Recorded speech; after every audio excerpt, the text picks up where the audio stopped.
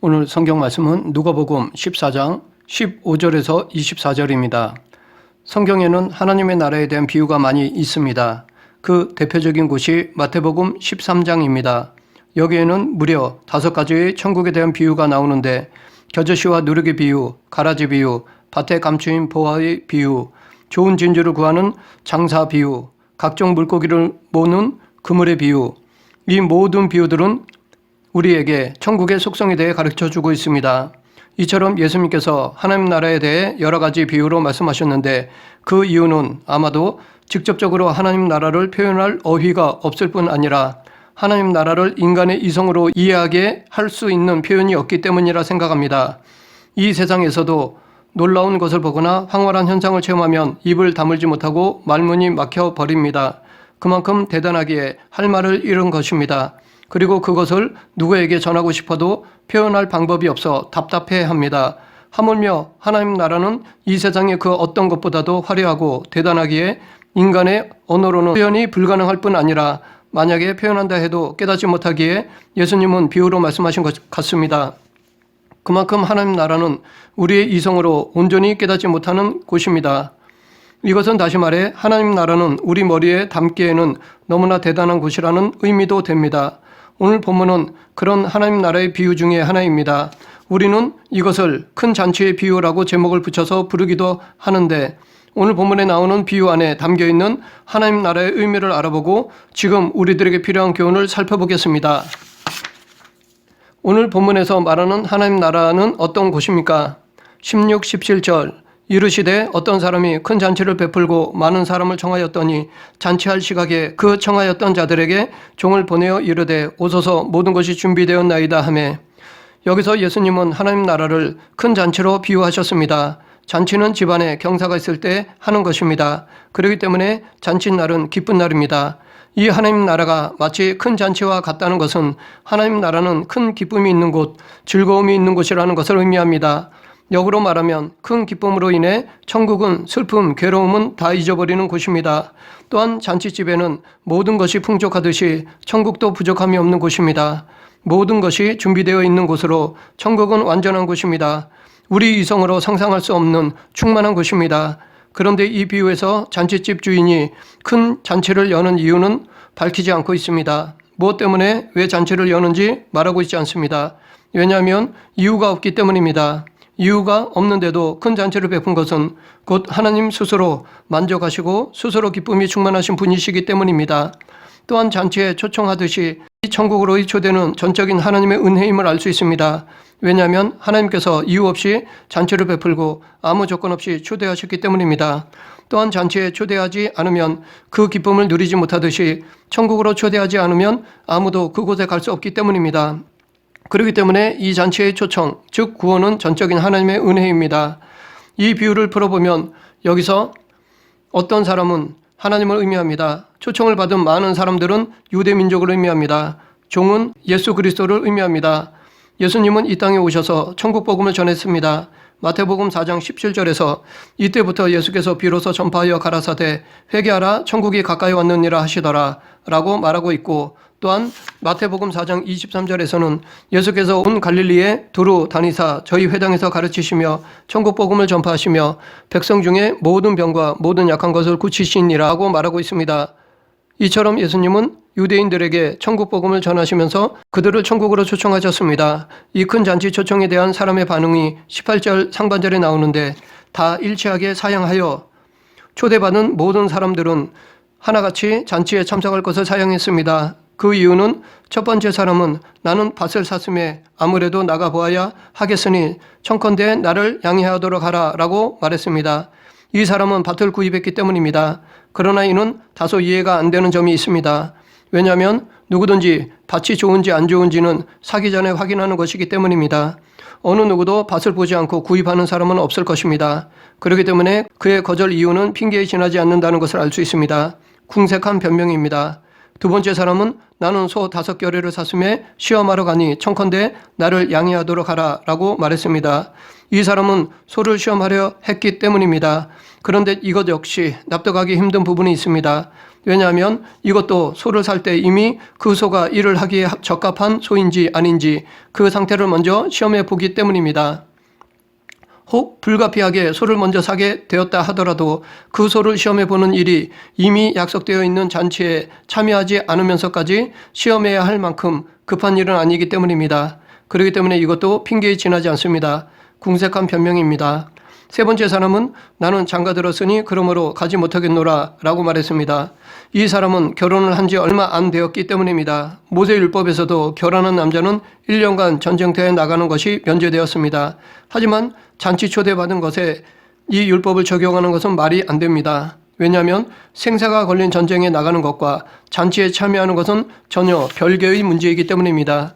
그렇기 때문에 이 세 번째 사람도 핑계임을 알 수 있습니다. 이것은 억지라고 볼 수 있습니다. 그런데 여기서 우리는 특이한 점을 발견할 수 있는데 초청에 응하지 않는 사람들의 태도가 점점 불해져 간다는 것입니다.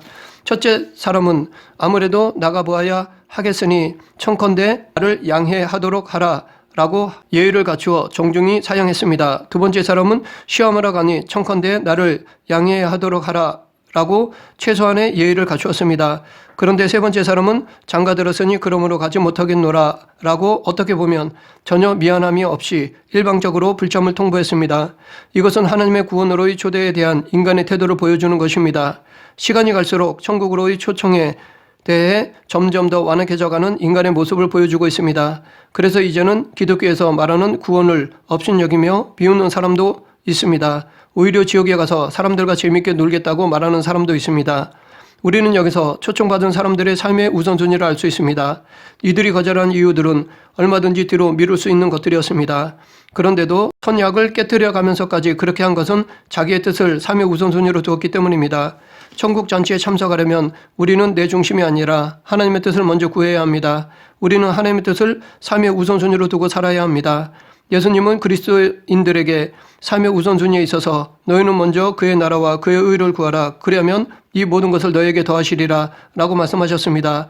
내 뜻이 먼저가 아니라 하나님의 뜻을 먼저 구하고 따라야 한다고 말씀하셨습니다. 이렇게 초대받은 사람들이 초청을 다 취소하자 주인의 반응은 어떠한지 살펴보겠습니다. 21절 종이 돌아와 주인에게 그대로 구하니 이에 집 주인이 노하여 그 종에게 이르되 빨리 시내의 거리와 골목으로 나가서 가난한 자들과 몸 불편한 자들과 맹인들과 저는 자들을 데려오라 하니라. 초대받은 사람들이 참석을 거절하자 주인은 노하였습니다. 주인이 노한 것은 당연한 것이었습니다. 왜냐하면 유대인들의 풍습에서 잔치를 열기에 앞서 잔치 날짜를 정한 다음 초대할 사람들에게 종을 보내어 미리 날짜의 참석 여부를 묻기 때문입니다. 그래서 참석할 수 있는 수에 맞춰 음식을 장만했습니다. 그리고 잔치 당일이 되면 종을 또다시 보내어 초청했습니다. 그렇기 때문에 참석할 수 있다고 해놓고 나중에 참석을 거절하는 것은 무례한 행위입니다. 이것은 잔치를 베푸는 주인을 무시하는 행위요 모독하는 행위였습니다. 더욱이 그들의 불참한 사유가 불가피한 것이 아니라 핑계에 지나지 않았기 때문에 주인은 더욱 화날 수밖에 없는 것이었습니다. 우리가 믿는 하나님은 이처럼 인격적이신 분이십니다. 하나님은 사랑하시면 우리를 무한적으로 사랑하시지만 우리가 불의하면 우리에게도 화를 내십니다. 그렇기 때문에 우리는 하나님과의 언약관계에서 하나님께 권리만 주장해서는 안 됩니다. 권리에 합당한 의무를 이행해야 합니다. 만약 우리가 의무를 행하지 않으면서 권리만 주장한다면 하나님께서는 우리들에게도 화를 내십니다.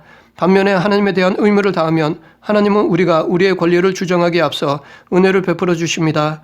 하나님은 사랑하는 데에 빠르신 반면에 화내시는 것은 오래 참으신 후에 하십니다. 그런 하나님께 무례히 행하는 사람은 어리석은 자입니다.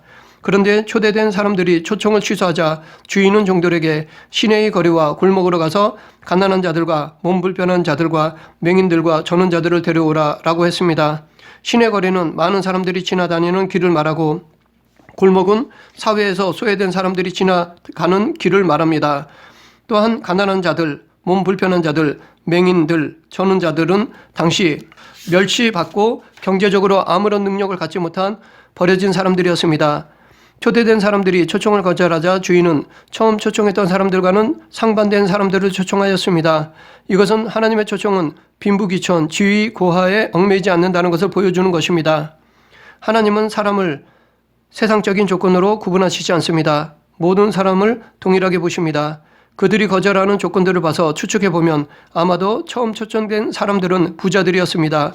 그리고 주인은 이들에게 정중히 집에까지 찾아가 초대하는 예의를 갖추었습니다. 그럼에도 불구하고 이들은 거절했습니다. 반면에 나중에 거리나 골목길에서 초청한 사람들은 가난하고 소외받은 사람들이었습니다. 이들에게는 정중하게 초청하지도 않았습니다. 그럼에도 불구하고 이들은 주인의 초청에 당응했습니다. 이들은 배가 고픈 가난한 사람들이었기에 초청에 즉각 순종했습니다. 먼저 초청받은 사람들은 세상적인 것을 이유로 거절했던 것처럼 우리도 우리의 마음에 세상적인 것들로 채운다면 하나님의 초청을 거부할 수 있습니다. 세상적인 부귀영화에 얽매여 구원의 잔치에 관심이 없을 수 있습니다. 구원으로의 초대를 거절할 수 있습니다. 그런 어리석은 자가 되지 않기 위해서 우리는 심령이 가난해야 합니다. 그래야 하나님의 잔치를 갈망하고 초청하실 때 즐거이 들어갈 수 있습니다. 우리에게 이것을 경고하고자 예수님은 마태복음 19장 24절에서 낙타가 바늘귀로 들어가는 것이 부자가 하나님 나라에 들어가는 것보다 쉬우니라 라고 말씀하셨습니다. 또한 먼저 된 자로서 나중되고 나중된 자로서 먼저 될 자가 많으니라 라고 말씀하셨습니다. 우리도 나중되지 않도록 늘 심령이 가난해야 합니다. 이 비유를 풀어보면 하나님께서 먼저 잔치에 초청하기로 약속한 유대인들에게 예수님을 보내셨습니다. 그리고 예수님을 통해 천국 잔치에 참여하도록 하셨습니다. 그러나 많은 유대인들은 초청을 거부했습니다. 종교 지도자들은 그들의 명예와 권력을 우선순위에 두었기 때문에 천국으로의 초청을 거절했을 뿐만 아니라 하나님이 보내신 예수 그리스도를 죽이기까지 했습니다.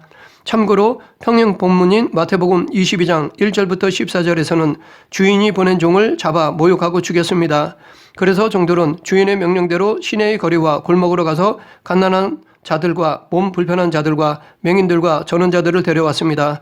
이처럼 하나님은 당시 바리새인, 사두개인, 서기관, 장로 등 종교 지도자들이 거절하자 그들에게 죄인으로 취급받던 소외된 사람들을 구원으로 초청하셨습니다.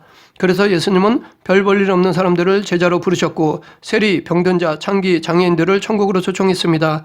그들은 예수님의 이 초청을 거절하지 않고 참여하여 큰 기쁨을 누렸습니다. 그런데 특이하게도 이렇게 많은 사람들을 초청했는데도 그 잔치의 자리는 꽉 차지 않았습니다. 빈 자리가 많았습니다. 여기서 하나님의 은혜의 크기를 알 수 있습니다. 하나님의 은혜는 무한하셔서 모든 사람들을 다 포용하고도 남습니다. 아무리 많은 사람이 와도 오히려 빈자리가 있을 정도로 천국은 모든 사람이 기쁨을 누리기에 조금도 부족함이 없습니다. 그래서 예수님도 내 아버지 집에 거할 곳이 많도다. 그렇지 않으면 너희에게 일렀으리라. 내가 너희를 위하여 처소를 예비하러 가노니 라고 말씀하셨습니다. 우리는 전철이 역에 도착하여 멈출 때 먼저 유리창으로 빈자리를 살펴봅니다. 그리고 빈자리가 있으면 문이 열리자마자 급히 들어가 앉습니다. 왜냐하면 지하철을 탄 사람보다 자리가 부족하기 때문입니다. 자리가 넉넉하면 뛰지 않습니다. 느긋하게 내릴 사람이 다 내릴 때까지 기다렸다가 타서 자리에 앉을 것입니다. 하지만 세상의 전철은 대부분 자리보다는 사람들이 더 많이 타기 때문에 늘 자리에 앉기 위해 먼저 타고 앉아야 합니다. 그러나 천국 열차는 이와 다릅니다. 천국 열차는 언제나 자리가 넉넉합니다. 사람에 비해 자리가 남습니다. 뿐만 아니라 천국도 넓습니다. 아무리 많은 사람이 들어와도 항상 빈자리가 있습니다. 그렇기 때문에 우리는 나만 천국 열차에 타서 앉으려고 옆도 뒤도 돌아보지 않는 이기주의가 되어서는 안 됩니다. 또한 천국에 나만 가려 하지 말고 이웃과 함께 가려 해야 합니다. 천국에 우리가 함께 거할 곳은 넉넉합니다. 기쁨을 나누기에 전혀 부족함이 없습니다. 오히려 기쁨을 나눌수록 더 큰 기쁨이 됩니다. 많은 사람들을 데리고 왔지만 그래도 잔치 자리가 남자 주인의 반응은 23절 주인이 종에게 이르되 길과 산 울타리가로 나가서 사람을 강권하여 데려다가 내 집을 채우라. 종들이 시내의 거리와 골목으로 가서 가난한 자들과 몸 불편한 자들과 맹인들과 전원자들을 데려왔는데도 자리가 남자 주인은 길과 산 울타리가로 나가서 사람을 데려다가 내 집을 채우라고 명하였습니다. 21절에서의 거리와 골목은 성 안을 의미하며 여기 길과 산울타리는 성 밖을 의미합니다. 성 밖은 유대민족 밖을 말하는 것으로 이방인이 사는 것을 의미합니다. 이렇게 이방인들을 초청하는 것은 하나님 나라의 초청은 더 이상 혈연지연에 얽매이지 않음을 보여주는 것입니다. 실제로 예수님은 백부장을 비롯한 수로보니게 여인, 사마리아 여인 등등 이방인들도 천국으로 초청하셨습니다. 그들은 이 초청을 기쁘게 받아들였습니다. 그런데 특이한 것은 주인이 종에게 잔치자리를 채우되 강권하여 라고 말하고 있습니다. 여기서 강권이라는 말은 물리적인 힘으로 강제적으로 데려오라는 의미가 아닙니다. 오래 참음으로 끝까지 권하여 데려오라는 것입니다. 우리가 전도하는 데 있어서 이러한 인내가 필요합니다. 우리도 인내를 가지고 천국잔치에 초청해야 합니다. 또한 복음을 전하는 데 있어서 대상을 한정해서는 안 됩니다. 이 세상에 복음이 들어가지 못할 곳은 없고 복음을 받아들이지 않아도 될 대상은 없습니다. 어디서든지 누구에게든지 인내를 가지고 복음을 전하는 것이 우리의 사명입니다. 그러면 하나님 나라의 초청을 거부한 사람들의 결과는 어떠한지 살펴보겠습니다. 24절 내가 너에게 말하노니 전에 청하였던 그 사람들은 하나도 내 잔치를 맛보지 못하리라 하였다 하시니라. 전에 청하였던 그 사람들은 하나도 내 잔치를 맛보지 못하리라. 이것은 하나님으로부터 버림받음을 말합니다. 나중이라도 천국잔치에 참여하고 싶어도 참여하지 못함을 의미합니다. 이처럼 천국 초청을 거부하면 철저히 심판을 받습니다. 아마 이 비유에서 초청에 거부한 이들은 이번에는 못 가도 다음에 또 기회가 있을 것이라고 생각했을 것입니다. 그러나 하나님 나라에 대한 초대는 두 번의 기회는 없습니다. 우리 인생이 한 번이듯이 우리에게 오직 한 번만 구원의 기회가 주어집니다. 마지막 때가 오면 후회해도 소용없습니다. 그렇기 때문에 다음부터 믿겠다라는 말은 용납해서는 안 됩니다. 항상 지금이 마지막이라는 종말론적 삶을 살아야 합니다. 말씀을 정리하겠습니다. 하나님 나라는 큰 잔치와 같습니다. 기쁨이 충만하고 즐거움이 넘치는 곳입니다. 이곳에는 슬픔, 아픔, 괴로움은 없습니다. 또한 모든 것이 준비되어 있기에 부족함이 없는 곳입니다. 그럼에도 불구하고 이곳은 특별한 사람만이 참석할 수 있는 곳이 아닙니다. 빈부귀천, 지위고하, 혈연지연에 상관없이 초청에 응하는 자는 다 참여할 수 있습니다. 반면에 초청에 불응하면 그 누구도 다시는 그 기쁨을 누리지 못합니다. 이 잔치에 참여할 수 있는 기회는 다시 오지 않습니다. 그러므로 우리는 초청의 기회를 잃어버리지 말고 우리의 삶의 우선순위에 두어야 합니다. 나의 가장 귀한 것, 좋은 것보다 더 우선순위에 두어야 합니다. 모든 것보다 천국 초청을 우선시하면 내가 초청에 응하기 위해 내려놓은 것보다 더 큰 기쁨과 즐거움을 누릴 수 있습니다. 우리 모두 천국 초청에 응할 수 있는 저와 여러분 되길 간절히 축원합니다. 기도하겠습니다. 지금도 천국 잔치에 초청해 주시는 하나님 아버지, 이 세상의 그 무엇도 하나님의 초청보다 앞서지 않게 하여 주시옵소서. 하나님 나라를 소망하며 언제라도 부르시면 모든 것을 내려놓고 그 기쁨에 참여하는 성도가 되게 하여 주시옵소서. 예수님 이름으로 기도드립니다. 아멘.